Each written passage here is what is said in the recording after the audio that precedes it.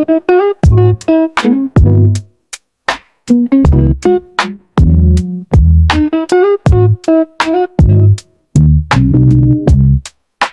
হলো egg chilli cabbage. এটার জন্য আমি যে যে ইনগ্রেডিয়েন্টস গুলো নিয়েছি সেগুলো তোমাদের একটু বলে দিই। প্রথমেই আমি নিয়েছি দেখো 4টে ভেঙে রেখেছি ডিম। এটার জায়গায় তুমি 3টের থেকেও নিতে পারো, 2টোও নিতে পারো, যে যেরকম ভাবে সেই অনুযায়ী নেবে। তো আমার প্রথম এটা লাগবে, তো সেই জন্য আমি এর মধ্যে কিছু কিছু জিনিস মিশিয়ে নিচ্ছি। তো আমি এখানে দেবো সামান্য পরিমাণে একটু নুন, দেবো একটু গোলমরিচ,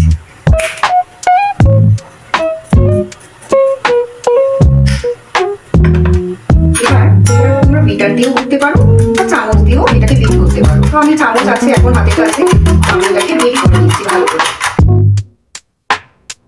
ডিমটা আমি ভালো করে বিট করে নিয়েছি। এইবার একটা কেক টিনের মধ্যে আমি একটু অয়েল নিয়ে ভালো করে এটাকে মাখিয়ে দেবো। তোমরা ব্রাশ দিয়েও এই অয়েলটাকে ব্রাশ করে নিতে পারো। হয়ে গেল আমার মাখানো। এবার ডিমের গোলাটা আমি এর মধ্যে ঢেলে দেবো। এরপর আমি কড়ার মধ্যে বেশ খানিকটা জল দিয়ে দিলাম, আর একটা স্ট্যান্ড রেখেছি। এই স্ট্যান্ডের উপরে যেন জলটা না যায় এমন ভাবে জলটা দিয়ে দেবো।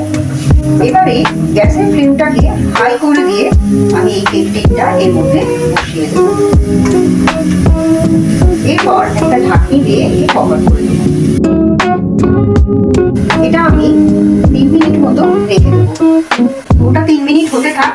আর এদিকে আমি দেখো ক্যাবেজের ঠিক মাঝখানের যে নরম অংশটা থাকে সাদা মতো, সেটা নিয়ে পাপড়িগুলো ছাড়িয়ে একটু নুন দিয়ে এখানে স্টিমে বসিয়ে দিয়েছি।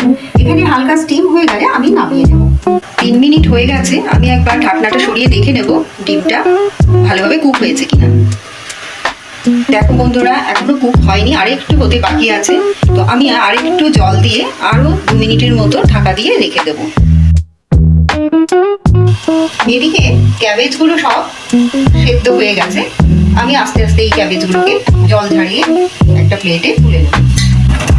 খুব বেশি সেদ্ধ করা যাবে না, তাহলে এটা একদম গলে যাবে। 2 মিনিট হয়ে গেছে, এবার খুলে দেখে নেব হয়ে গেছে কিনা। আমার দেখুন ডিমটা স্পঞ্জের মতো ফুটে উঠেছে। আমি গ্যাসের ফ্লেমটাকে লোতে করে দিয়ে কেক টিনটা নামিয়ে ঠান্ডা করতে দেবো। ডিমের এই যে স্পঞ্জি ভাবটা এসছে, এবার এটাকে আমি পিস পিস করে কেটে নিয়েছি।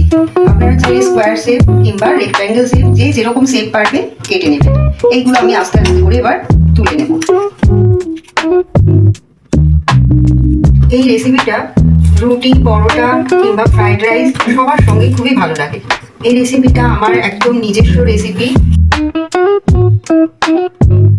ক্যাবেজ আর ডিমগুলো তৈরি করা হয়ে গেছে। এবারে আমি একটা ফ্রাইং প্যানে সাদা তেল নেব। কিছুটা সাদা তেল দিয়ে আমি ডিমগুলো আলতো করে ভেজে নেব। খুব বেশি লাল লাল করে ভাজবো না, কিন্তু হালকা হাতেই ভাজবো।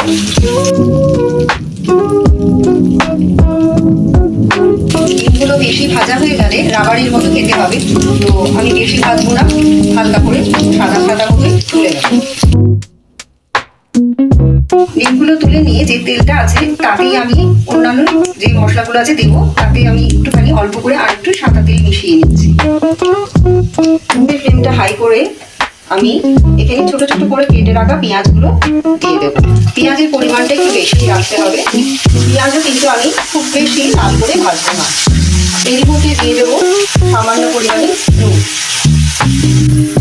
এবার এর মধ্যে দিয়ে দেবো 1 চামচ মতো রসুন বাটা, দিয়ে দেবো 1/2 চামচ আদা বাটা। রসুনের পরিমাণটা একটু আদার থেকে বেশি থাকবে। আর দেবো কাঁচা লঙ্কা বাটা। ঝালটা দিয়ে দেওয়ার স্বাদ মতো দেবো। এবার এতে দিয়ে দেবো সামান্য পরিমাণে হলুদ গুঁড়ো, শুকনো লঙ্কাগুলো মিশিয়ে দেবো।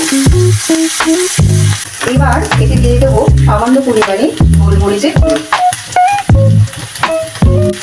মশলাটা কষানো হয়ে গেলে দিয়ে দেবো সামান্য পরিমাণে জল।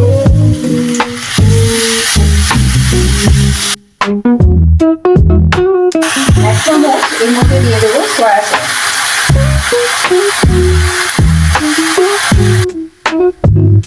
এর মধ্যে দিয়ে দেবো 2 চামচ মতো টমেটো।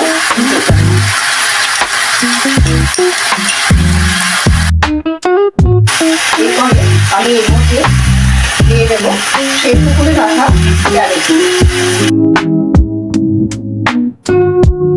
সামান্য পরিমাণে জল দিয়ে দেবো।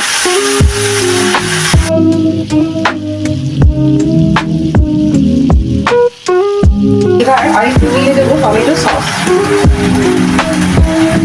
এবার গ্যাসের ফ্লেমটাকে সিম করে দিয়ে এর মধ্যে দিয়ে দেবো 2-3টে কাঁচা লঙ্কা। এবার আমার যে স্টিম করে রাখা ডিমগুলো ছিল সেগুলোকে আমি এর সঙ্গে মিশিয়ে দেবো। এবার এটাকে আমি 2-3 মিনিটের জন্য ঢাকা দিয়ে রেখে দেবো। 2-3 মিনিট হয়ে গেছে, আমি ঢাকনিতে খুলে দেখে নিচ্ছি যে চিলি ক্যাবেজটা হয়েছে কিনা। কমপ্লিট হয়ে গেছে আমার রান্না। এবার আমি সার্ভ করব।